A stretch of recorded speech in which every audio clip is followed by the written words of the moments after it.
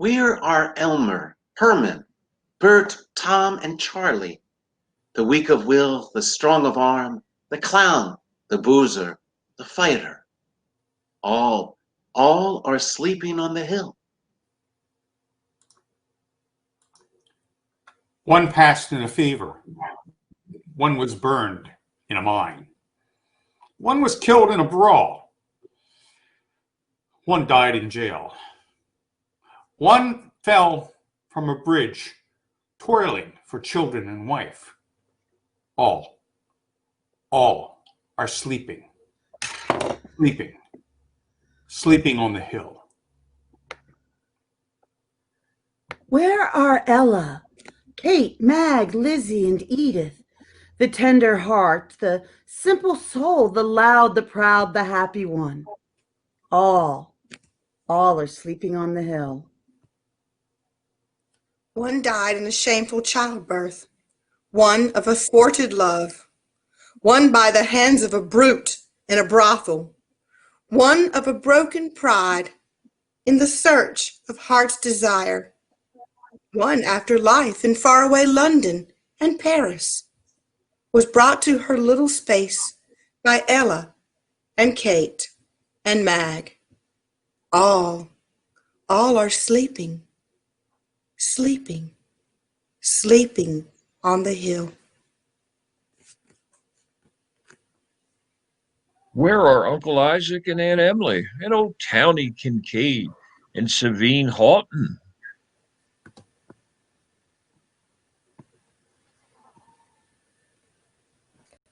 And Major Walker, who had talked with venerable men of the Revolution.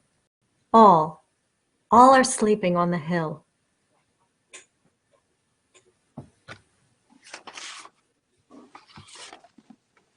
They brought them dead sons from the war, and daughters whom life had crushed, and their children, fatherless, crying. All are sleeping on the hill. Where is old Fiddler Jones, who played with life all his 90 years, braving the sleet with bared breast, drinking, rioting, thinking neither of wife nor kin, nor gold, nor love, nor heaven?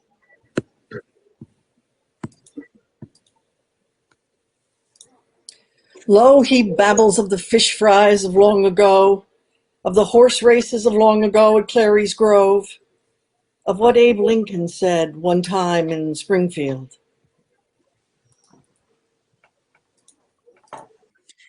Have you seen walking through the village a man with downcast eyes and haggard face?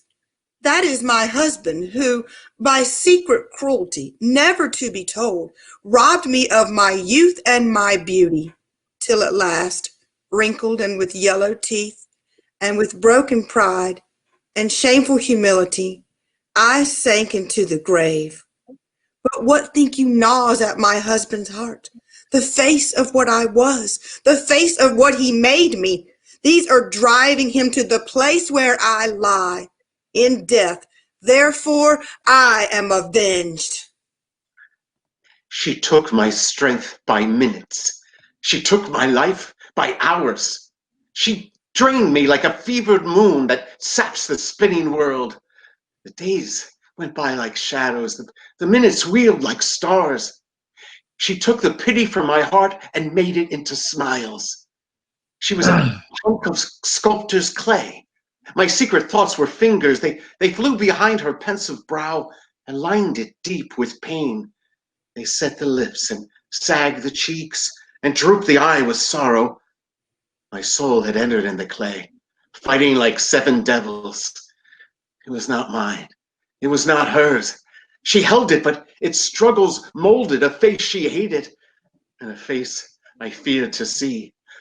I beat the windows and shook the bolts. I hid me in a corner, and then she died and haunted me for life.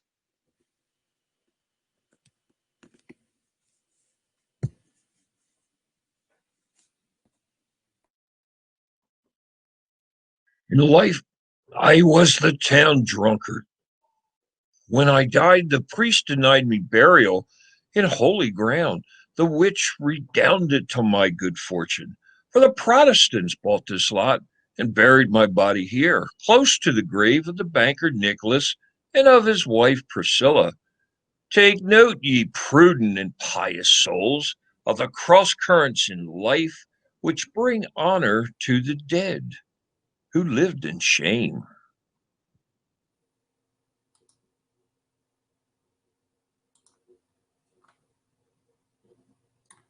Together in this grave lie Benjamin Pantier, attorney at law, and Nig, his dog, constant companion, solace, and friend. Down the gray road, friends, children, men, and women, passing one by one out of life, left me till I was alone, with Nig for a partner, bedfellow, comrade in drink. In the morning of life, I knew aspirations and saw glory. The she who survives me snared my soul with a snare which bled me to death, till I, once strong of will, lay broken, indifferent, living with Nig in a room back of a dingy office. Under my jawbone is snuggled the bony nose of Nig. Our story is lost in silence. Go by, mad world. I know that he told that I snared his soul with a snare which bled him to death, and all the men loved him and most of the women pitied him. But suppose you are really a lady and have delicate tastes and loathe the smell of whiskey and onions, and the rhythm of Wordsworth's ode runs in your ears, while he goes about from morning till night repeating bits of that common thing. Oh, why should the spirit of mortal be proud? And then, suppose you are a woman well endowed, and the only man with whom the law and morality permit you to have the marital relation is the very man that fills you with disgust every time you think of it, or while you think of it, every time you see him. That's why I drove him away from home, live with his dog in a dingy room back of his office.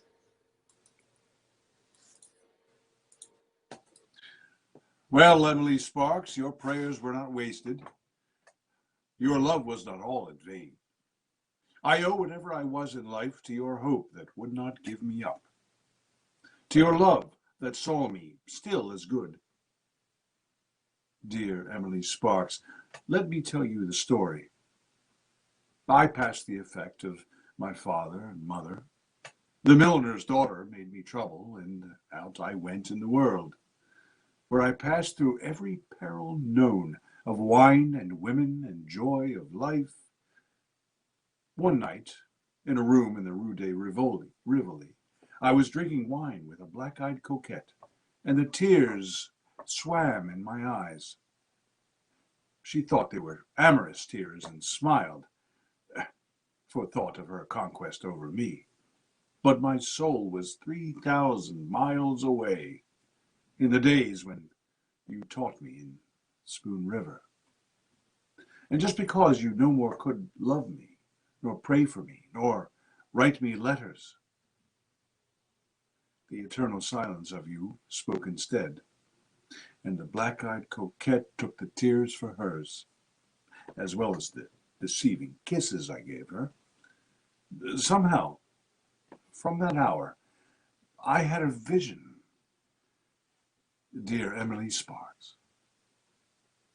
Where's my boy?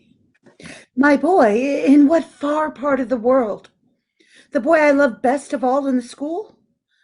I, the teacher, the old maid, the Virgin Heart, who made them all my children. Did I know my boy aright, thinking of him as a spirit aflame, active, ever aspiring? Oh, boy, boy, boy, for whom I prayed and prayed in many a watchful hour at night. Do you remember the letter I wrote you of the beautiful love of Christ? And whether you ever took it or not, my boy, wherever you are, work for your soul's sake. that all the clay of you, all the dross of you, may yield to the fire of you, till the fire is nothing but light, nothing but light.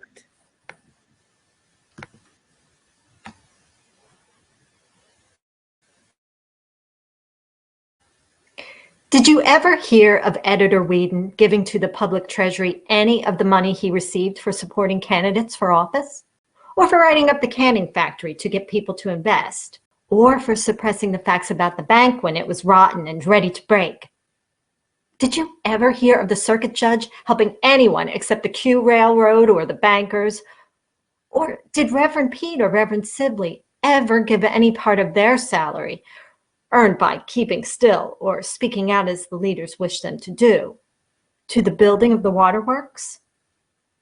But I, Daisy Fraser, who always passed along the street through rows of nods and smiles and coughs and words such as, "There she goes," never was taken before Justice Arnett without contributing $10 in costs to the school fund of Spoon River.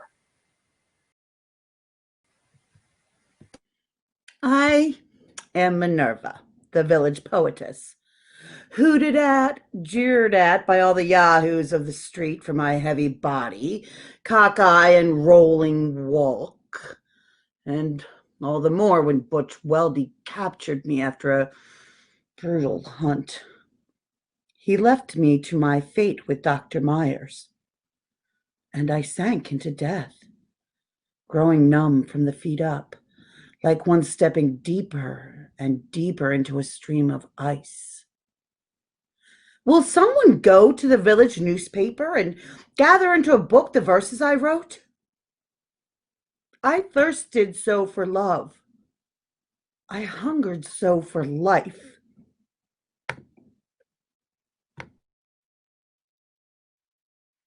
You would not believe, would you, that I came from good Welsh stock? That I was purer blooded than the white trash here, and of more direct lineage than the New Englanders and Virginians of Spoon River. You would not believe that I had been to school and read some books. You only saw me as a run-down man with matted hair and beard and ragged clothes. Sometimes a man's life turns into a cancer, from being bruised and continually bruised, and swells into a purplish mass like growths on stalks of corn. Here was I, a carpenter mired in a bog of life, into which I walked thinking it was a meadow, with a slattern for a wife, and poor Minerva, my daughter, whom you tormented and drove to death. So I crept like a snail through the days of my life. No more you hear my footsteps in the morning, resounding on the hollow sidewalk, going to the grocery store for a little cornmeal and a nickel's worth of bacon.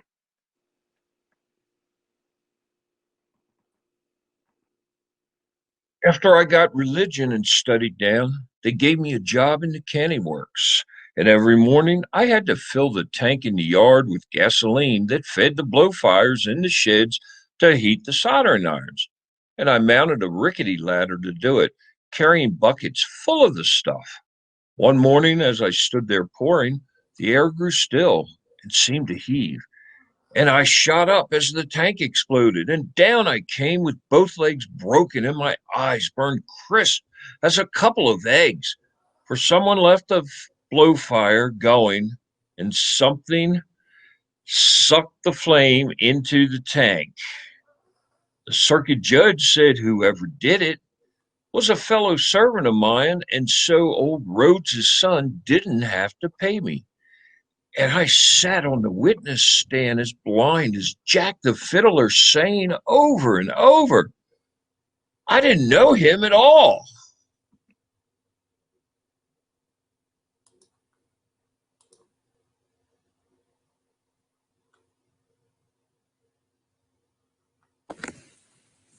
No man, unless it was Doc Hill, did more for people in this town than I. And all the weak, the halt, the improvident, and those who could not pay flocked to me. I was good-hearted, easy Dr. Meyers. I was healthy, happy, in comfortable fortune, blessed with a congenial mate. My children raised, all wedded, doing well in the world. And then one night, Minerva, the poetress, came to me in her trouble, crying. I tried to help her out. She died. They indicted me. The newspapers disgraced me. My wife perished of a broken heart, and pneumonia finished me. He protested all his life long. The newspapers lied about him villainously, that he was not at fault for Minerva's fall, but only tried to help her. Poor soul, sunk in sin, he could not see that even trying to help her, as he called it, he had broken the law, human and divine. Passers-by, an ancient admonition to you. If your ways would be of pleasantness and all your pathways peace, love God and keep his commandments.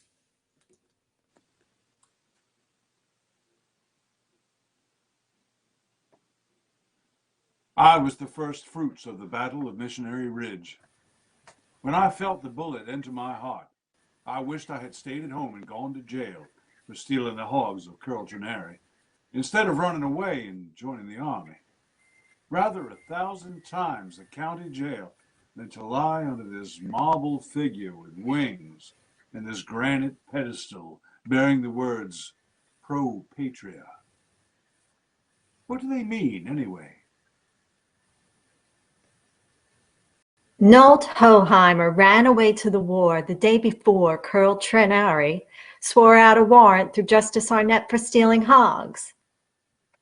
But that's not the reason he turned a soldier. He caught me running with Lucius Atherton. We quarreled, and I told him never again to cross my path. Then he stole the hogs and went to the war. Back of every soldier is a woman.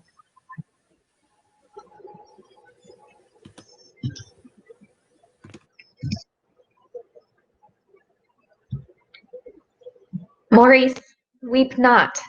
I am not here under this pine tree. The balmy air of spring whispers through the sweet grass, the stars sparkle, the whippoorwill calls, but thou grievest, while my soul lies rapturous in the blessed nirvana of eternal light. Go to the good heart that is my husband, who broods upon what he calls our guilty love. Tell him that my love for you, no less than my love for him, wrought out my destiny, that through the flesh I won spirit, and through spirit, peace. There is no marriage in heaven, but there is love. I was not beloved of the villagers, but all because I spoke my mind, and met those who transgressed against me with plain remonstrance, hiding nor nurturing, nor secret griefs nor grudges.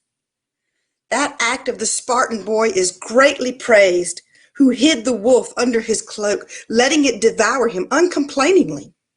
It is braver, I think, to snatch the wolf forth and fight him openly in the street, amid dust and howls of pain. The tongue may be an unruly member, but silence poisons the soul. Berate me who will. I am content. I would have been as great as George Eliot, but for an untoward fate. For look at the photograph of me made by Pennywit.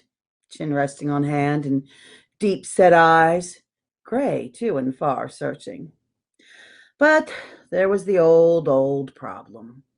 Should it be celibacy, matrimony, or unchastity?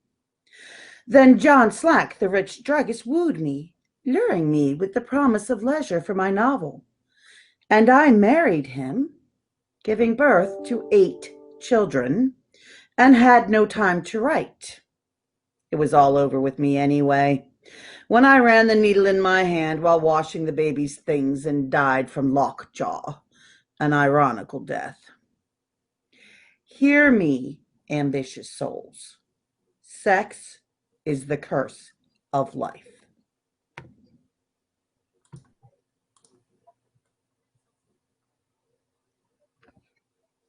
Here lies the body of Lois Spears, born Lois Fluke, daughter of Willard Fluke, wife of Cyrus Spears, mother of Myrtle and Virgil Spears, children with clear eyes and sound limbs. I was born blind. I was the happiest of women as wife, mother, and housekeeper, caring for my loved ones and making my home a place of order and bounteous hospitality. For I went about the rooms and about the garden with an instinct as sure as sight, as though there were eyes in my fingertips. Glory to God in the highest. After that, all is blackness. My wife lost her health and dwindled until she weighed scarce 90 pounds. Then that woman, whom the men styled Cleopatra, came along, and we married ones, all broke our vows, myself among the rest. Years passed, and one by one, death claimed them all in some hideous form. And I was borne along by dreams of God's particular grace for me. And I began to write reams on reams of the second coming of Christ. Then Christ came to me and said, "Go into the church and stand before the congregation and confess your sin." But just as I stood up and began to speak, I saw my little girl who was sitting in the front seat. My little girl who was born blind. After that, all is blackness.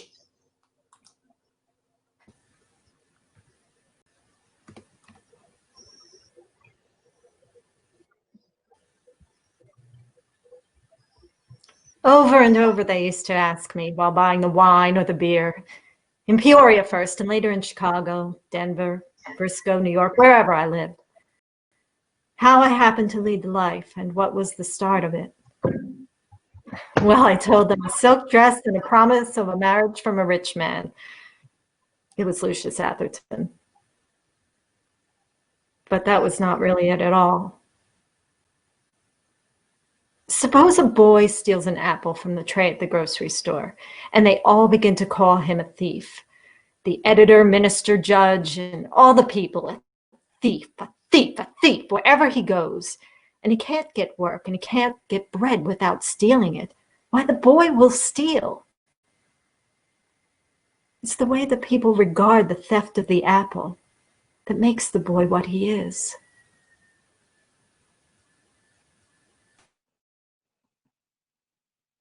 When my mustache curled and my hair was black, and I wore tight trousers and a diamond stud, I was an excellent knave of hearts and took many a trick.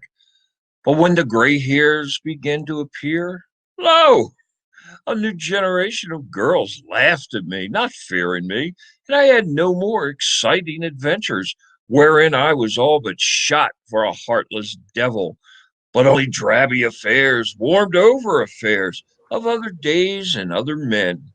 And time went on until I lived at Meyers' restaurant, partaking of short orders, a gray, untidy, toothless, discarded rural Don Juan. There is a mighty shade here who sings, of one named Beatrice, and I see now that the force that made him great drove me to the dregs of life.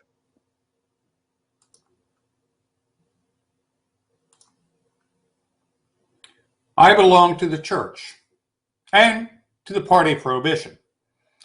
And the villagers thought I died of eating watermelon. In truth, I had cirrhosis of the liver. For every noon, for 30 years, I slipped behind a prescription partition in Trainer's drugstore and poured a generous drink from a bottle marked Spiritus Frumenti.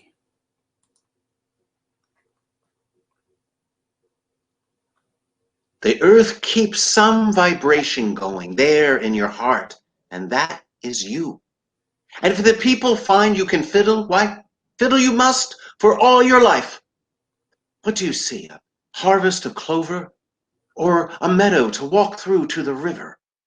The wind's in the corn, you rub your hands for beeves hereafter, ready for market, or else You hear the rustle of skirts, like the girls when dancing at Little Grove. To Cooney Potter, a pillar of dust, or whirling leaves meant ruin is drouth. They look to me like redhead Sammy stepping it off to Tour Allure. How could I till my 40 acres, not to speak of getting more, with a medley of horns, bassoons, and piccolos stirred in my brain by crows and robins and the creak of a windmill? Only these? And I never started to plow in my life that someone did not stop in the road and take me away to a dance or picnic. I ended up with 40 acres. I ended up with a broken fiddle and a broken laugh and 1,000 memories, and not a single regret.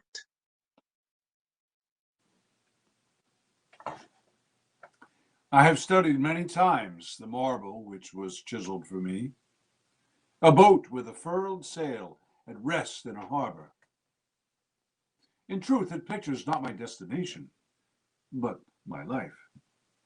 For love was offered me, and I shrank from its disillusionment. Sorrow knocked at my door, but I was afraid. Ambition called to me, but I dreaded the chances. Yet all the while I hungered for meaning in my life.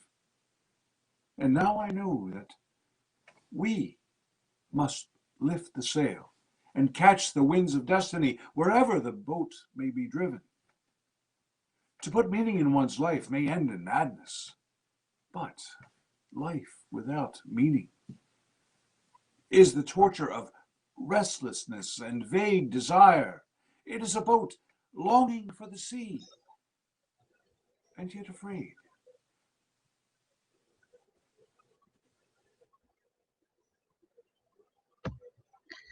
When Reuben Pantier ran away and threw me, I went to Springfield. There I met a lush whose father, just deceased, left him a fortune. He married me when drunk. My life was wretched. A year passed, and one day they found him dead. That made me rich.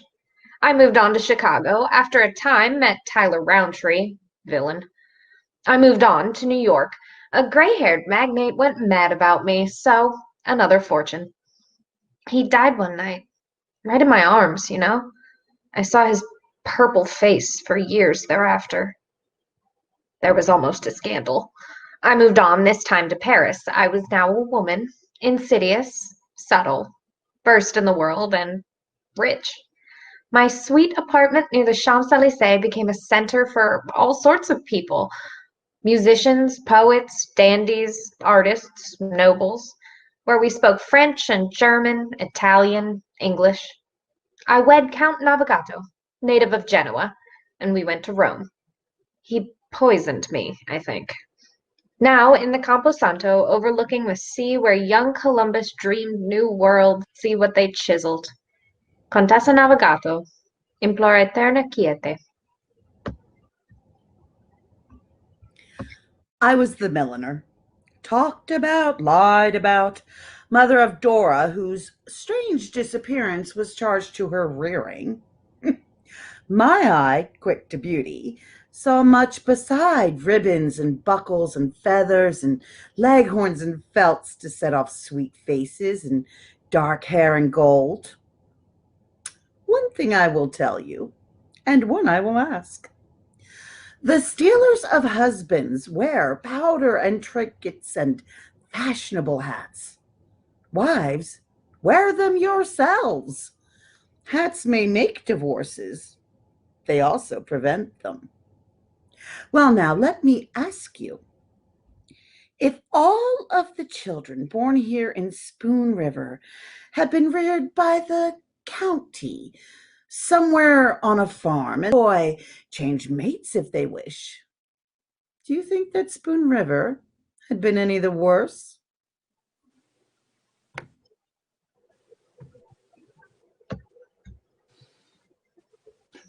There is something about death like love itself.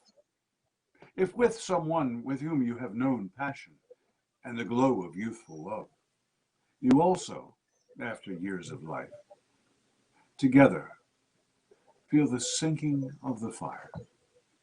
And thus fade away together, gradually, faintly, delicately, as it were in each other's arms, passing from the familiar room. That is a power of unison between souls, like love itself.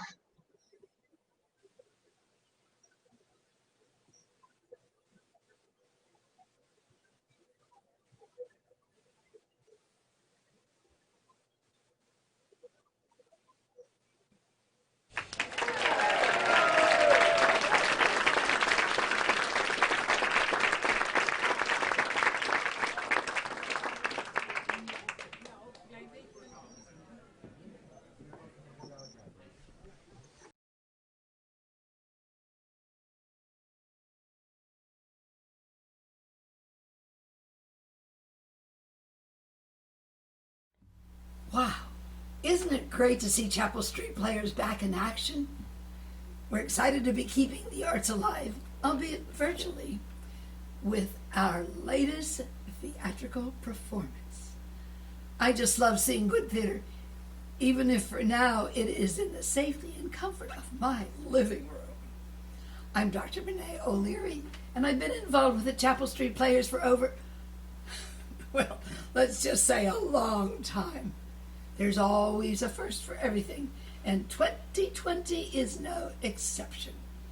Like you, I would love to be back in our little playhouse on Chapel Street, and we look forward to when we can. As always, we could not provide live theater on stage or screen without the generous support of the community, or in this case, viewers like you. Our virtual entertainment this fall is being brought to you for free.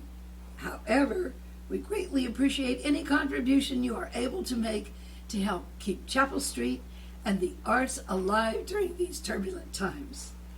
As Chapel Street Players is an all-volunteer, non-profit organization, donations are tax-deductible in accordance with state and federal laws.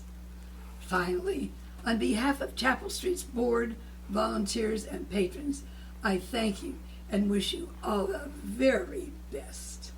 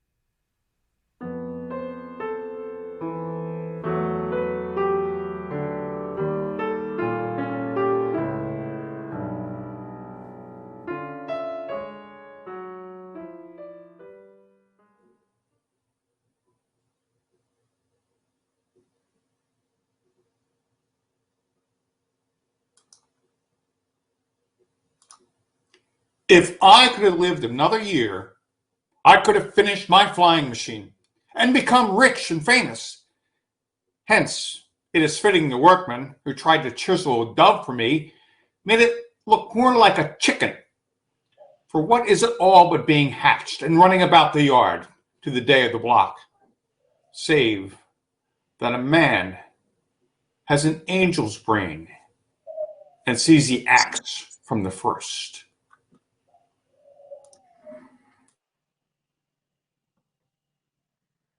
If the excursion train to Peoria had just been wrecked, I might have escaped with my life. Certainly I should have escaped this place, but as it was burned as well, they mistook me for John Allen, who was sent to the Hebrew cemetery at Chicago, and John for me, so I lie here. It was bad enough to run a clothing store in this town, but to be buried here? Ugh! Almost the shell of a woman after the surgeon's knife, and almost a year to creep back into strength, till the dawn of our wedding to Samuel found me my seeming self again. We walked the forest together by a path of soundless moss and turf, but I could not look in your eyes, and you could not look in my eyes, for such sorrow was ours, the beginning of gray in your hair, and I but a shell of myself. And what did we talk of? Sky and water, anything most to hide our thoughts. And then your gift of wild roses set on the table to grace our dinner. Poor heart, how bravely you struggled to imagine and live a remembered rapture. Then my spirit drooped as the night came on, and you left me alone in my room for a while, as you did when I was a bride, poor heart. And I looked in the mirror, and something said, one should be all dead when one is half dead, nor ever mock life, nor ever cheat love. And I did it looking there in the mirror.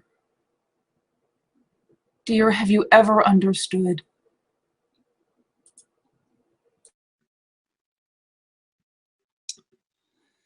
The Reverend Wiley advised me not to divorce him for the sake of the children, and Judge Summers advised him the same. So we stuck to the end of the path. But 2 of the children thought he was right, and 2 of the children thought I was right. And the 2 who sided with him blamed me, and the 2 who sided with me blamed him. And they grieved for the one they sided with. And all were torn with the guilt of judging, and tortured in soul because they could not admire equally him and me. Now, every gardener knows that plants grown in cellars or under stones are twisted and yellow and weak. And no mother would let her baby suck diseased milk from her breast.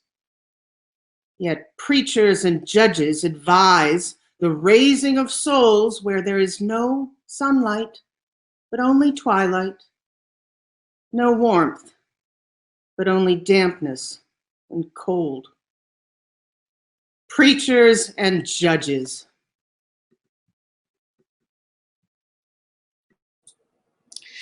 To this generation, I would say memorize some bit of verse of truth or beauty.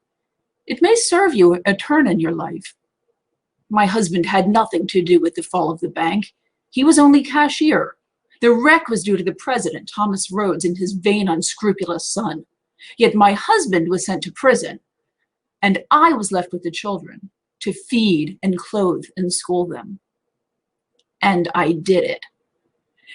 And I sent them forth into the world all clean and strong, and all through the wisdom of Pope, the poet. Act well your part. There all the honor lies. I preached 4,000 sermons. I conducted 40 revivals and baptized many converts. Yet no deed of mine shines brighter in the memory of the world, and none is treasured more by me. Look how I saved the Blisses from divorce and kept the children free from that. To grow up into moral men and women, happy themselves, a credit to the village.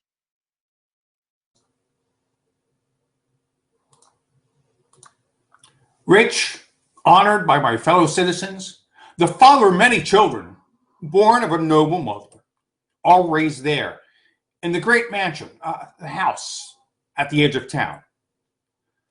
Note the cedar tree on the lawn. I sent all the boys to Ann Arbor, all the girls to Rockford, and while my life went on, getting more riches and honors, resting under my cedar tree at evening. The years went on. I sent the girls to Europe. I dowered them when married. I gave the boys money to start in business. They were strong children, promising as apples before the bitten peace shows. But John fled the country in disgrace. Jenny died in childbirth. I sat under my cedar tree. Harry killed himself after a debauch. Susan was divorced. I sat under my cedar tree. Paul was invalid from overstudy. Mary became a recluse at home for the love of a man. I sat under my cedar tree. All were gone, or broken-winged, or devoured by life. I sat under my cedar tree. My mate, the mother of them, was taken. I sat under my cedar tree, till 90 years were told. O maternal earth, which rocks the fallen leaf to sleep.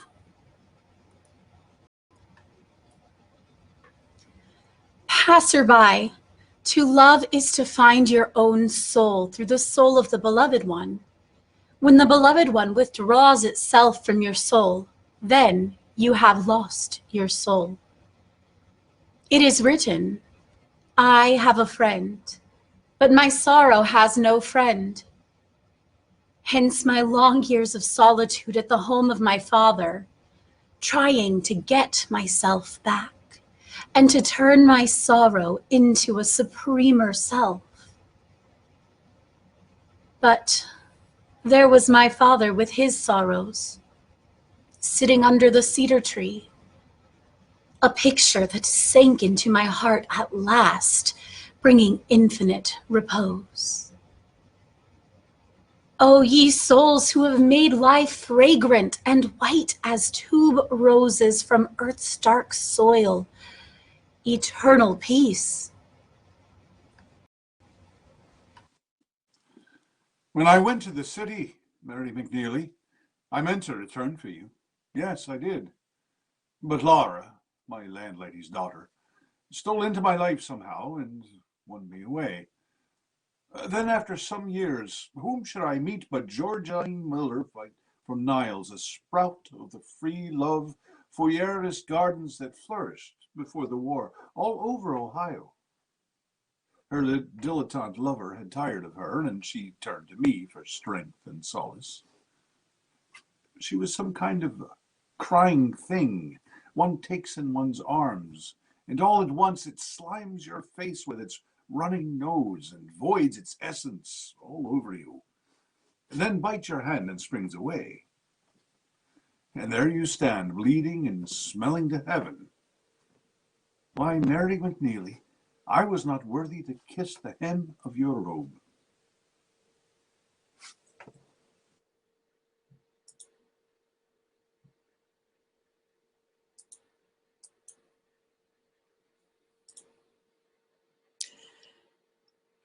I was a peasant girl from Germany, blue-eyed, rosy, happy, and strong. And the first place I worked was at Thomas Green's. On a summer's day when she was away, he stole into the kitchen and took me right in his arms and kissed me on my throat, I turning my head.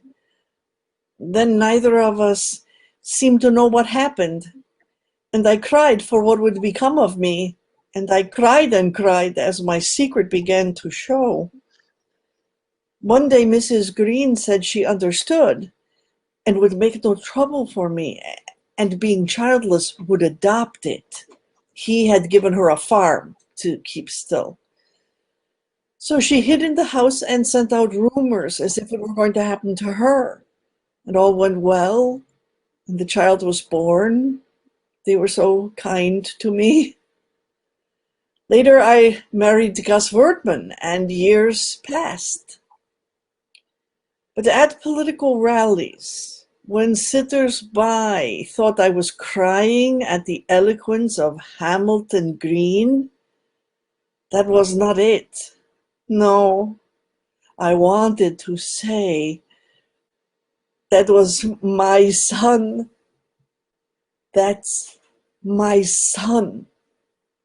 I was the only child of Francis Harris of Virginia and Thomas Green of Kentucky, of valiant and honorable blood both. To them I owe all that I became, judge, member of Congress, leader in the state. From my mother I inherited vivacity, fancy, language. From my father, will, judgment, logic. All honor to them for what service I was to the people.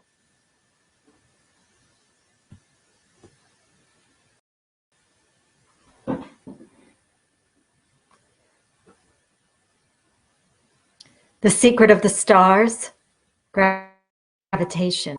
The secret of the earth, layers of rock. The secret of the soil, to receive seed. The secret of the seed, the germ. The secret of man, the sower. The secret of woman, the soil. My secret? Under a mound that you shall never find.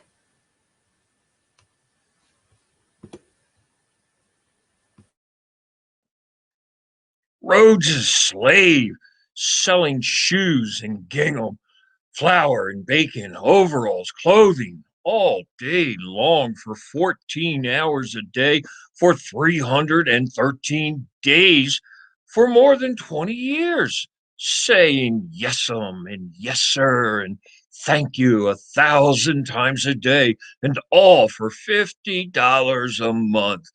Living in this stinking room in the Rattletrap commercial and compelled to go to Sunday school and to listen to the Reverend Abner Pete 104 times a year for more than an hour at a time, because Thomas Rhodes ran the church as well as the store and the bank.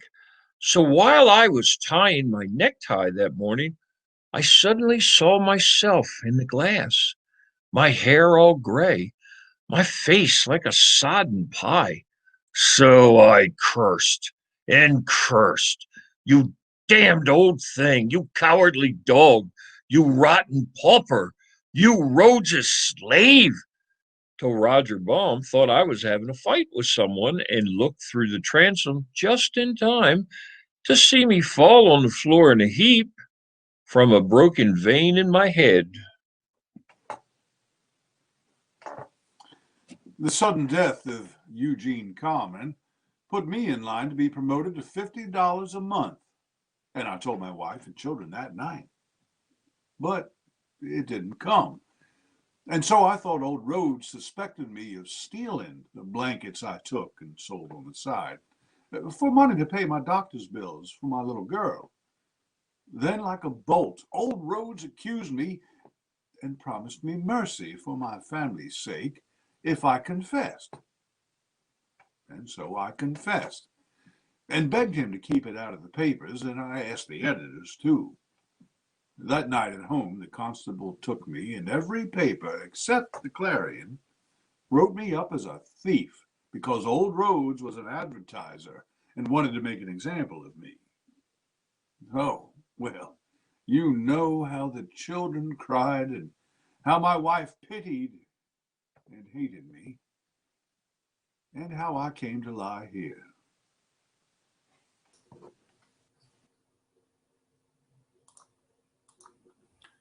All they said was true. I wrecked my father's bank with my loans to dabble in wheat. But this was true. I was buying wheat for him as well, who couldn't margin the deal in his name because of his church relationship. And while George Reece was serving his term, I chased the will o' the wisp of women and the mockery of wine in New York.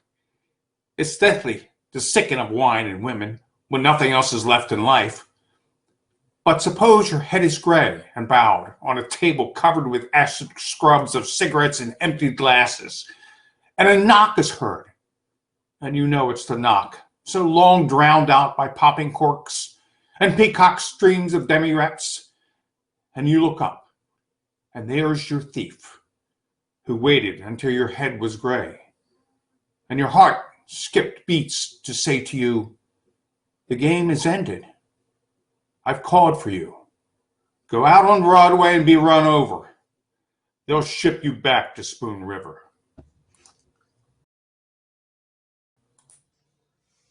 I was sick, but more than that, I was mad at the crooked police and at the crooked game of life. So I wrote to the chief of police at Peoria. I am here in my girlhood home at Spoon River, gradually wasting away. But come and take me. I killed the son of the merchant prince in Madame Lou's. And the papers that said that he killed himself in his home while cleaning a hunting gun lied like the devil to hush up scandal for the bribe of advertising. In my room, I shot him at Madame Lou's because he knocked me down when I said that in spite of all the money he had, I'd see my lover that night.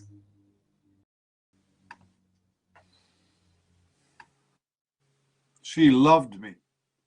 Oh, how she loved me. I never had a chance to escape from the first day she saw me. But then, after we were married, I thought she might prove her mortality and let me out. Or she might divorce me. But few die, none resign. Then I ran away and was gone a year on a lark. But she never complained. She said all would be well, that I would return. And I did return. I told her that while taking a row in a boat, I had been captured near Van Buren Street by pirates on Lake Michigan and kept in chains so I could not write her. She cried and kissed me and said it was cruel, outrageous, inhuman. I then concluded our marriage was divine dispensation and could not be dissolved except by death. I was right. He ran away and was gone for a year. When he came home, he told me the silly story of being kidnapped by pirates on Lake Michigan and kept in chains so he could not write me. I pretended to believe it, though I knew very well what he was doing, and that he met the milliner, Mrs. Williams, now and then when she went to the city to buy goods, as she said. But a promise is a promise, and marriage is marriage, and out of respect for my own character, I refused to be drawn into a divorce by the scheme of a husband who had merely grown tired of his marital vow and duty.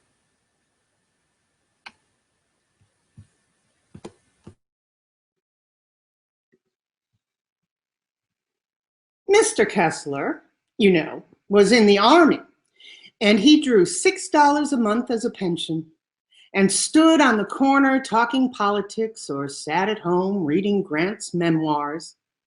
And I supported the family by washing, learning the secrets of all the people from their curtains, counterpanes, shirts, and skirts. For things that are new grow old at length. They're replaced with better or none at all. People are prospering or falling back, and rents and patches widen with time.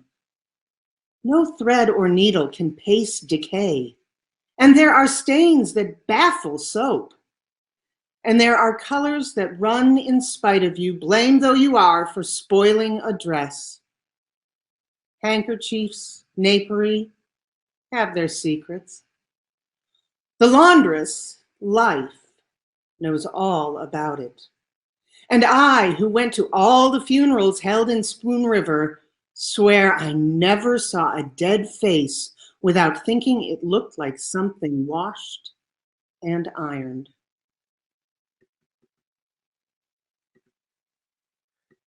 I winged my bird, though he flew toward the setting sun.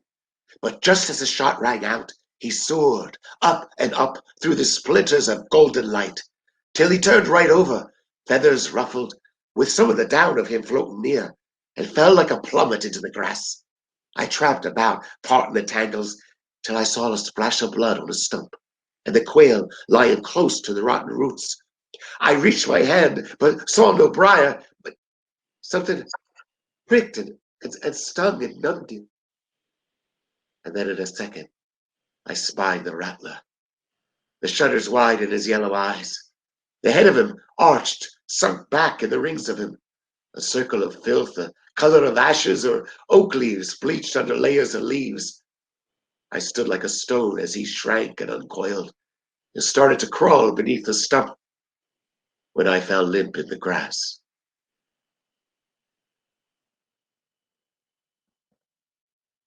My parents thought that I would be as great as Edison or greater.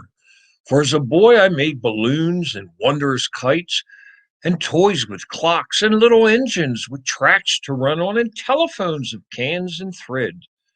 I played the cornet and painted pictures, modeled in clay, and took the part of the villain in the octoroon. But then at 21, I married and had to live. And so, to live, I learned the trade of making watches and kept a jewelry store on the square. Thinking. Not of business, but of the engine I studied the calculus to build. And all Spoon River watched and waited to see it worked. But it never worked. And a few kind souls believed my genius was somehow hampered by the store. It wasn't true. The truth was this: I did not have the brains.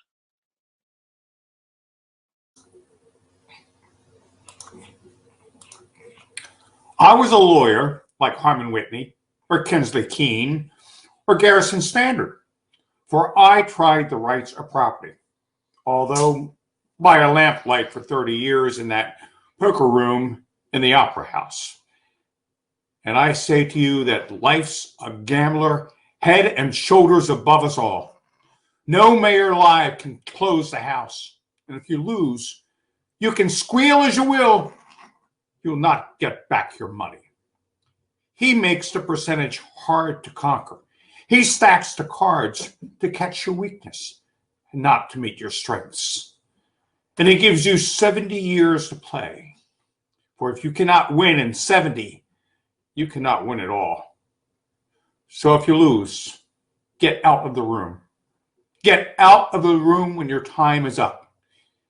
It's mean to sit and fumble the cards and curse your losses leaded-eyed, whining to try and try.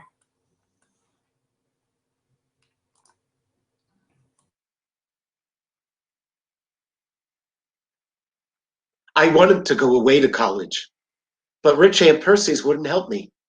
So I made gardens and raked the lawns and bought John Alden's books with my earnings and toiled for the very means of life. I wanted to marry Delia Prickett, but how could I do it with what I earned? And there was Aunt Percy's, more than 70, who sat in a wheelchair half alive, with her throat so paralyzed when she swallowed, the soup ran out of her mouth like a duck. Gourmand yet, investing her income in mortgages, fretting all the time about her notes and rents and papers. That day, I was sawing wood for her and reading Proudhon in between. I went in the house for a drink of water, and there she sat, asleep in her chair, and Proudhon lying on the table, and a bottle of chloroform on the book she used sometimes for an aching tooth. I poured the chloroform on a handkerchief and held it to her nose till she died. Oh, Delia, Delia, you and Proudhon steadied my hand, and the coroner said she died of heart failure. I married Delia and got the money. A joke on you, Spoon River?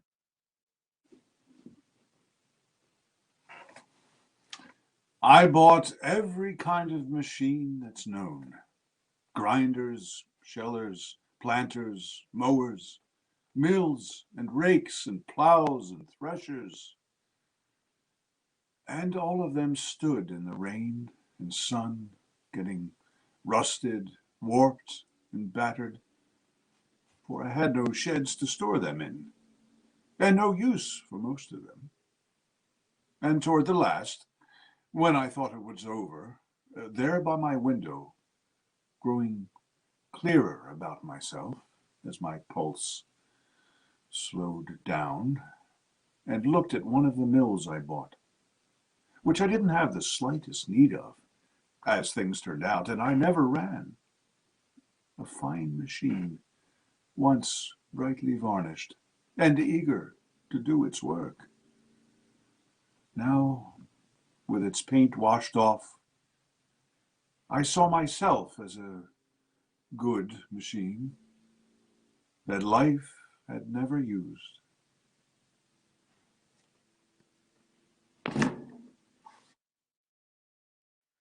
How many times during the 20 years I was your leader, friends of Spoon River, did you neglect the convention and caucus and leave the burden on my hands of guarding and saving the people's cause?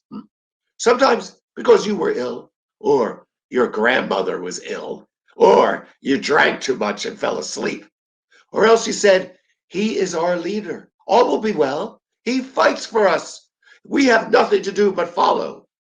But how you cursed me when I fell, and cursed me saying I had betrayed you, and leaving the caucus room for a moment when the people's enemies there assembled, waited and watched for a chance to destroy the sacred rights of the people. You common rabble, I left the caucus to go to the urinal.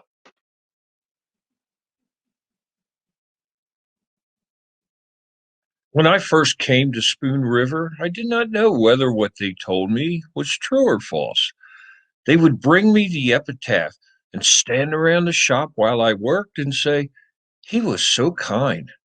He was so wonderful. She was the sweetest woman. He was a consistent Christian. And I chiseled for them whatever they wished, all in ignorance of the truth. But later, as I lived among the people here, I knew how near to the life were the epitaphs that were ordered for them as they died. But still I chiseled whatever they paid me to chisel, and made myself party to the false chronicles of the stones, even as the historian does who writes without knowing the truth, or because he is influenced to hide it. I loathed you, Spoon River. I tried to rise above you. I was ashamed of you. I despised you as the place of my nativity. And there in Rome, among the artists, speaking Italian, speaking French, I seemed myself at times to be free of every trace of my origin. I seemed to be reaching the heights of art and to breathe the air that the masters breathe, and to see the world with their eyes. But still, they'd pass my work and say, what are you driving at, my friend? Sometimes the face looks like Apollo's, and at others it has a trace of Lincoln's. There was no culture, you know, in Spoon River, and I burned with shame and held my peace. And what could I do, all covered and weighted down with western soil, except aspire and pray for another birth in the world, with all of Spoon River rooted out of my soul?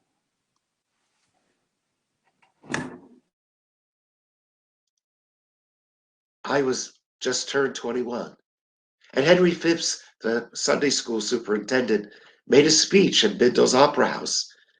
The honor of the flag must be upheld, he said, whether it be assailed by a barbarous tribe of Tagalogs or the greatest power in Europe. And we cheered and cheered the speech, and the flag he waved as he spoke. And I went to the war in spite of my father, and followed the flag till I saw it raised by our camp in a rice field near Manila, and all of us cheered and cheered it. But there were flies and poisonous things, and there was the deadly water, and the cruel heat, and the sickening, putrid food, and the smell of the trench just back of the tents where the soldiers went to empty themselves. And there were the whores who followed us, full of syphilis, and beastly acts between ourselves or alone, with bullying, hatred, degradation among us, and days of loathing and nights of fear, to the hour of the charge through the steaming swamp, following the flag, till I fell with a scream, shot through the guts. Now there's a flag over me in Spoon River. A flag. A flag.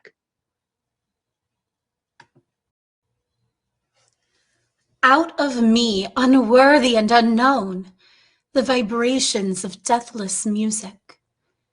With malice toward none, with charity for all. Out of me, the forgiveness of millions toward millions, and the beneficent face of a nation shining with justice and truth. I am Anne Rutledge, who sleep beneath these weeds, beloved in the life of Abraham Lincoln, wedded to him, not through union, but through separation. Bloom forever, O Republic, from the dust of my bosom.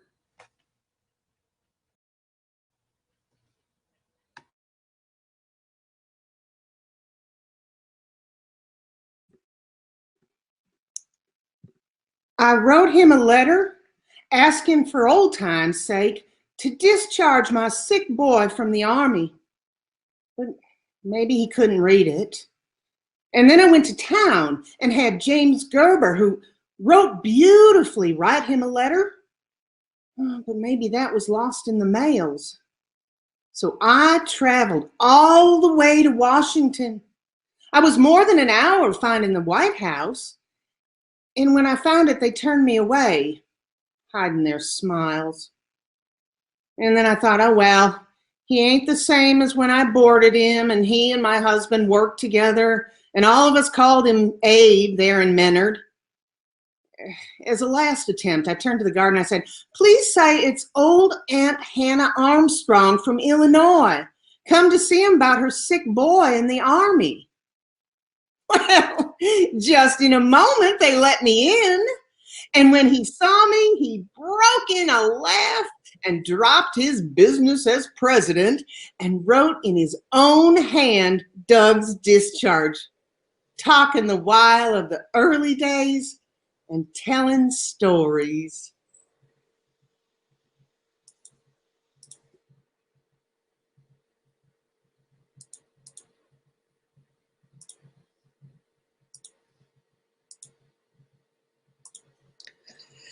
I went to the dances at Chandlerville, played Snap Out at Winchester. One time we changed partners driving home in the moonlight of middle June.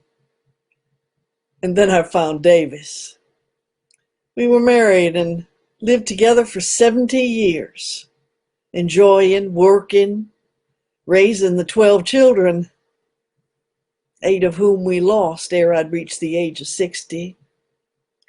I spun, I wove, I kept the house, I nursed the sick, I made the garden, and for holiday rambled over the fields where sang the larks, and by Spoon River gathering many a shell and many a flower and a medicinal weed, shouting to the wooded hills, singing to the green valleys. At 96, I'd lived enough, that is all. And I passed to a sweet repose. What is this I hear of sorrow and weariness, anger, discontent, and drooping hopes? Degenerate sons and daughters. Now, life is too strong for you. It takes life to love life.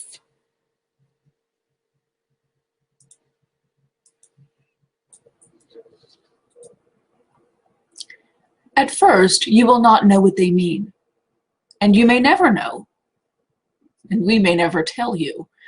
these sudden flashes in your soul, like lambent lightning on snowy clouds at midnight when the moon is full. They come in solitude.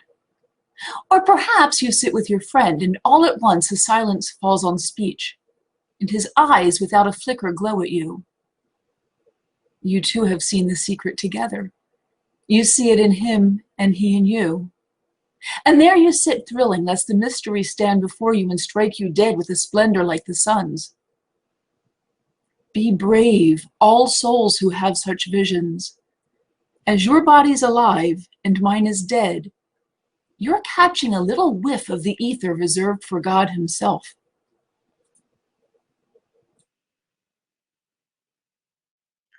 I was Willie Metcalf. They used to call me Dr. Myers because, they said, I look like him. And he was my father, according to Jack McGuire. I lived in the livery stable, sleeping on the floor side by side with Roger Baum's bulldog, or sometimes in a stall. I could crawl between the legs of the wildest horses without getting kicked. We knew each other. On spring days, I tramped through the country to get the feeling, which I sometimes lost, that I was not a separate thing from the earth. I used to lose myself, as if in sleep, by lying with eyes half open in the woods. Sometimes I talked with animals, even toads and snakes, anything that had an eye to look into. Once I saw a stone in the sunshine trying to turn into jelly. In April days in this cemetery, the dead people gathered all around me and grew still like a congregation in silent prayer. I never knew whether I was a part of the earth with flowers growing in me or whether I walked. Now I know.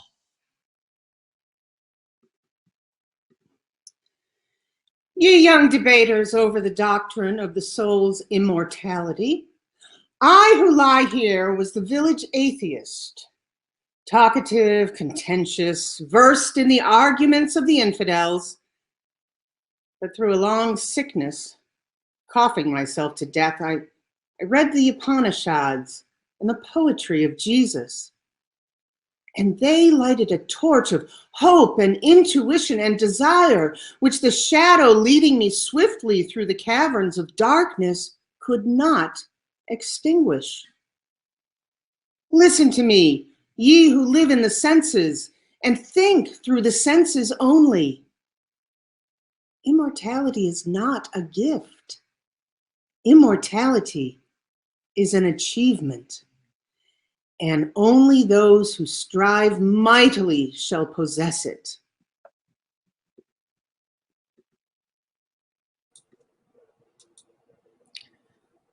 At 4 o'clock in late October, I sat alone in the country schoolhouse back from the road, mid stricken fields, and an eddy of wind blew leaves on the pane and crooned in the flue of the cannon stove with its open door blurring the shadows with the spectral glow of a dying fire.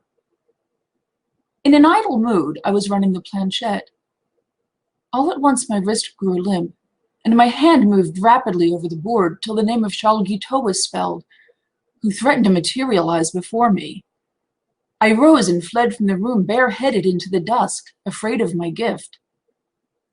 And after that the spirits swarmed.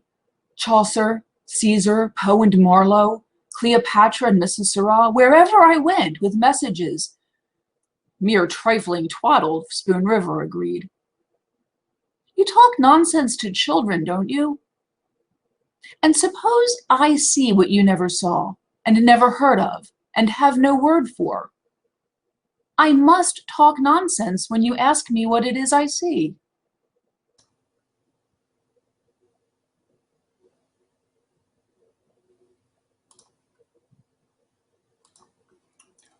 What do you see now? Globes of red, yellow, purple. Just a moment. And now? My father and mother and sisters. Yes. And now? Knights at arms, beautiful women, kind faces. Try this. A field of grain, a city. Oh, very good. And now? A young woman with angels bending over her. A heavier lens. And now? Many women with bright eyes and open lips. Try this. Just a goblet on a table. Oh, I see. Try this lens. Just an open space. I see nothing in particular. Well, now? Pine trees, a lake, a summer sky. That's better. And now? A book. Read a page for me. I can't. My eyes are carried beyond the page. Try this lens. Depths of air. Excellent. And now? Light. Just light making everything below it a toy world. Very well. We'll make the glasses accordingly.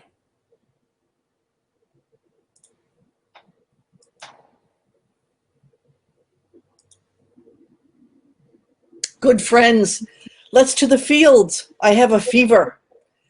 After a little walk and by your pardon, I think I'll sleep.